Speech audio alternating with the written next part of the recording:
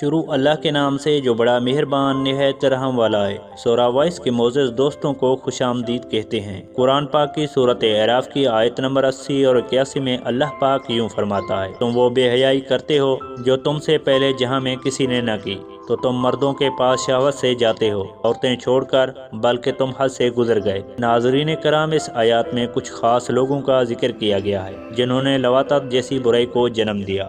قرآن خود گواہی دے رہا ہے کہ اس سے پہلے یہ بے حیائی والا کام کسی نے نہ کیا تھا۔ کچھ لوگ کہتے ہیں کہ زنا کی سزا تو شریعت میں موجود ہے، لیکن لواطت کی کوئی سزا مقرر نہیں ہے، اس لیے اس میں نرمی دی گئی ہے۔ کیا واقعی شریعت میں لواطت کی کوئی سزا مقرر نہیں ہے؟ لواطت کہتے کس کو ہیں؟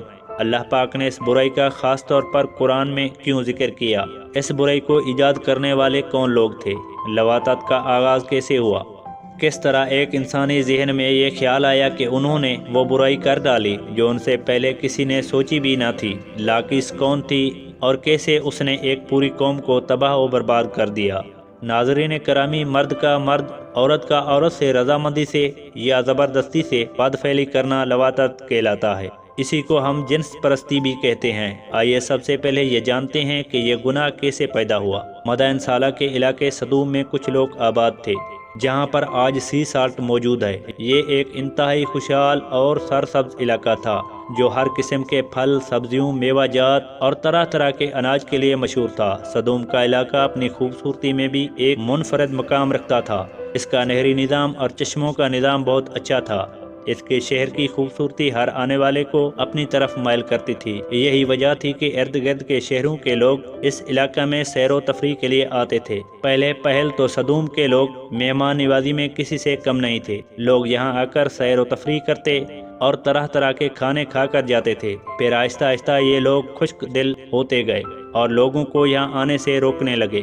انہوں نے ہر طرح کی کوشش کرنے شروع کر دی کہ دوسروں شہروں کے لوگوں کو یہاں آنے سے روکا جائے، لیکن ان کی سمجھ میں یہ نہ آتا تھا کہ آخر کون سا ایسا کام کیا جائے دوسروں شہروں اور ملکوں سے لوگ ہمارے علاقے میں آنا بند ہو جائیں اور ہم اپنی زندگی اپنوں میں اچھی طرح گزار سکیں۔ ایک دن ایسا ہوا کہ شیطان ایک بزرگ کی شکل میں ظاہر ہوا اور کہنے لگا، میرے پاس ان کو بھگانے کی تدبیر ہے۔ اگر تم میری بات پر عمل کرو گے تو یہ لوگ تمہارے پاس کبھی بھی آنے کا سوچیں گے بھی نہیں۔ سب نے اس شیطان کی بات پر لبیک کہا اور اس شیطان کی ہر بات کو ماننے پر راضی ہو گئے۔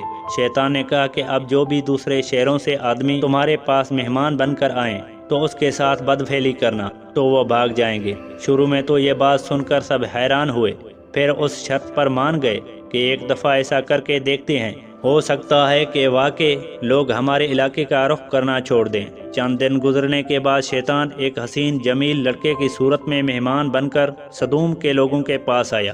صدوم کے لوگوں نے اتنا حسین و جمیل لڑکا پہلے کبھی نہ دیکھا تھا۔ اتنا حسین و جمیل لڑکا دیکھ کر صدوم کے شہر کے نامی گرامی اور امیر ترین لوگوں نے اس لڑکے کے ساتھ بدفعلی کی۔ اس دن کے بعد جب بھی کوئی مہمان صدوم کے شہر میں سیر و تفریح کے لیے آتا تو یہ لوگ اس کے ساتھ بدفعلی کرتے تھے۔ اس طرح شیطان نے ان لوگوں کو اسے برے کام کی طرف لگا دیا۔ پھر صدوم کے لوگوں کو بدفعلی کا چسکا پڑ گیا۔ جب کوئی مہمان آتا تو یہ لوگ اس کے ساتھ ایک ہی وقت میں کافی لوگ بدفعلی کرتے تھے۔ جب کوئی مہمان نہ ہوتا تو یہ لوگ آپس میں ہی ایسا گناہ کرنا شروع کر دیتے۔ شیطان نے ان لوگوں کے درمیان ایسی عادت ڈالی کہ وہ اس بری حرکت سے باز آنے کا نام نہ لیتے تھے۔ جب ان لوگوں نے آپس میں ہی ایک دوسرے کے ساتھ بدفعلیاں کرنا شروع کر دی تو صدوم، گمورہ اور آس پاس کے آبادیوں میں عورت کے ساتھ شادی کرنا بالکل ہی بند کر دی تھی۔ ان علاقوں میں مرد ایک دوسرے مرد کو محبوب بنا کر ان کے ساتھ بدفعلیاں کرتے تھے۔ ان میں کئی محفلیں رکھی جاتی تھی، جن محفلوں میں بے شمار مرد اکٹھے ہوتے تھے جو آپس میں ایک دوسرے کے ساتھ بدفعلیاں کرتے تھے۔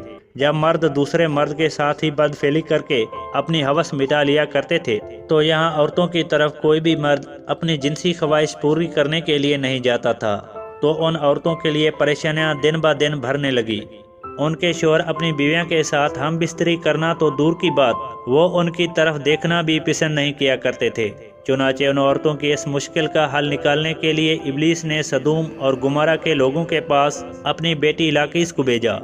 جب شیطان کی بیٹی لاکیس اس شہر میں آئی تو اس نے یہاں کے عورتوں کے ساتھ رونے کا بہانہ کرتے ہوئے اس شہر میں داخل ہوئی۔ یہ شیطان کی بیٹی لاقیس بہت ہی حسین و جمیل اور بہت ہی امیر بن کر شہر والی عورتوں کے سامنے حاضر ہوئی۔ لاقیس نے کہا کہ میں ابھی جوان ہوں، میرا شوہر کسی لڑکے کے عشق میں مجھے چھوڑ کر چلا گیا ہے، میری تو زندگی برباد ہو گئی۔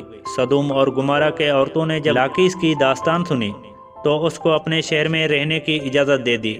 لاقیس شیطان کی بیٹی نے کہا کہ اگر مردوں کو ہمارے سے جنسی خواہشات کو پورا کرنے کی ضرورت نہیں ہے، وہ آپس میں ہی جنسی ملاپ کر لیتے ہیں، تو ہمارے پاس بھی ایسے کئی طریقے ہیں جس کو استعمال میں لاتے ہوئے ہم بھی اپنی جنسی خواہش کو پورا کر سکتے ہیں۔ لاقیس نے اس شہر کے بہت ہی پیاری اور امیر ترین عورت سے دوستی کی اور پھر اس عورت کو بدفعلی کی طرف مائل کیا، اس کے ساتھ بدفعلی کی۔ اس کے بعد لاقیس شہر کی عورتوں کے پاس گئی جن کے خاوند کے ساتھ ہم بستری نہیں کرتے تھے، ان عورتوں کو بدفعلی کے طریقے بتائے۔ اس طرح یہ بدفعلی کا کام بہت ہی عام ہونے لگا۔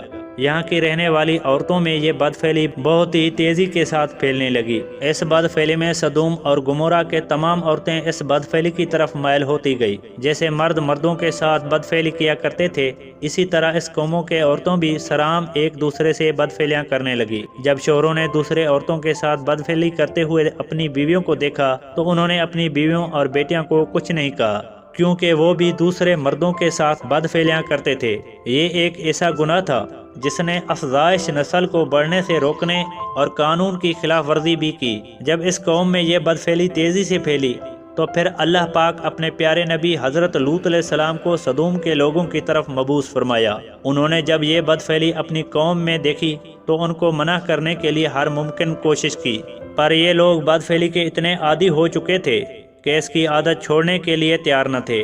قوم لوط سے پہلے ایسے بدفعلی کسی قوم میں نہ پائی جاتی تھی۔ قرآن پاک میں لوط قوم کا ذکر 17 بار اس طرح کیا گیا ہے۔ حضرت لوط علیہ السلام نے اپنے لوگوں کو جو تبلیغ کی، قرآن میں اسے اس طرح بیان فرمایا گیا ہے: تم کیوں نہیں ڈرتے ہو؟ میں تو تمہارا امانت دار پیغمبر ہوں، تو اللہ سے ڈرو اور میرا کہنا مانو، اور میں تم سے اس کام کا بدلہ نہیں مانگتا، میرا بدلہ رب العالمین کے ذمے ہے۔ کیا تم اہل عالم میں سے لڑکوں پر مائل ہوتے ہو اور تمہارے پروردگار جو تمہارے لیے تمہاری بیویاں پیدا کی ہیں ان کو چھوڑ دیتے ہو؟ حقیقت یہ ہے کہ تم حد سے نکل جانے والے ہو۔ جب حضرت لوط علیہ السلام اپنی قوم سے مایوس ہو گئے تو آپ نے اللہ تعالیٰ سے دعا کی: اے میرے مولا، اب ان نافرمان لوگوں کے درمیان میری نصرت فرما۔ جب حضرت لوط علیہ السلام نے اللہ تعالیٰ سے یہ دعا مانگی تو حضرت جبرائیل علیہ السلام اپنے 2 ساتھیوں کے ہمراہ اللہ تعالیٰ کے حکم سے پہلے حضرت ابراہیم سے ملے، پھر حضرت لوط علیہ السلام کے علاقے میں سدوم آ گئے۔ حضرت لوط علیہ السلام بستی کے کنارے گئے، ان انسانی شکلوں والے فرشتوں سے ملے اور ان کو بستی والوں سے بچا کر اپنے گھر میں لے آئے۔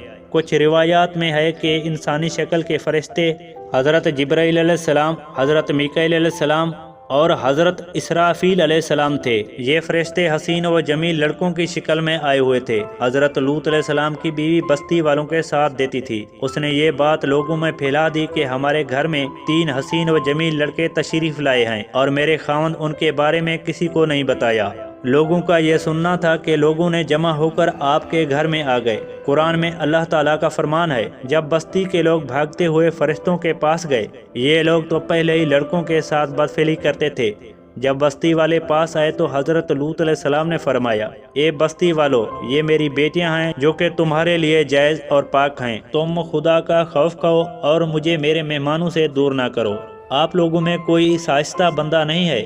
حضرت لوط کے یہ الفاظ سن کر بستی کے لوگ بولے: تم لوگ جانتے ہو کہ ہم لوگوں کو تمہارے لڑکیوں سے کوئی سروکار نہیں ہے، ہماری اصل خواہش کے بارے میں تم خوب علم رکھتے ہو۔ لوط کی قوم کا یہ بیہودہ جواب سے ہم اندازہ لگا سکتے ہیں کہ وہ لڑکوں کی بدفعلی میں کس حد تک گر چکے تھے۔ جب قوم لوط حضرت لوط علیہ السلام کے گھر کی طرف آئے تو فرشتوں نے حضرت لوط علیہ السلام کو ہمت ہارتے ہوئے دیکھا تو فرمایا: اے اللہ کے پیغمبر، ہم انسان نہیں ہیں، ہم تو اللہ تعالیٰ کے حکم سے بھیجے گئے فرشتے ہیں۔ اسی رات آپ علیہ السلام خود اور اپنے جان نثاروں کو لے کر اس علاقے سے چلے جاؤ، ہم اللہ تعالیٰ کے حکم سے اس بستی کو تباہ و برباد کر دیں گے۔ جب لوط علیہ السلام نے فرشتوں کے زبانی اللہ کے حکم کے مطابق اس بستی کو تباہ برباد کرنے کا سنا تو وہ اپنے خاندان کو لے کر چل پڑے۔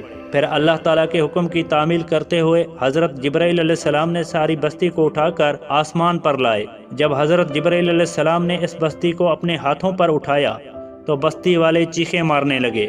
پھر حضرت جبرائیل علیہ السلام نے اس بستی کو زمین پر مار کر ریزہ ریزہ کر دیا۔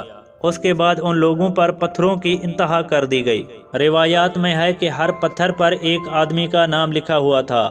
وہ پتھر اسی شخص کو آ کر لگتا تھا جس شخص کا نام اس پر لکھا ہوا تھا، چاہے وہ شخص جہاں بھی موجود ہوتا۔ اندازہ کیجئے دوستو، اللہ پاک نے سدوم کی سرسبز بستی کو بدبودار اور کالی جھیل میں بدل کر رکھ دیا، جس کے پانی سے کبھی بھی کسی کو فائدہ نہیں ہو سکتا۔ اب یہ بستی بحیرہ مردار کے نام سے جانی جاتی ہے۔ اس بستی کے ارد گرد کے علاقے بنجر اور ریتلے پڑے ہوئے ہیں۔ قرآن پاک میں اللہ تعالیٰ نے اس بستی کا ذکر اس طرح کیا ہے کہ ہم نے اس بستی کو رہتی دنیا تک عبرت کا نشانہ بنا دیا ہے، ان کے لیے جو سمجھداری رکھتے ہیں۔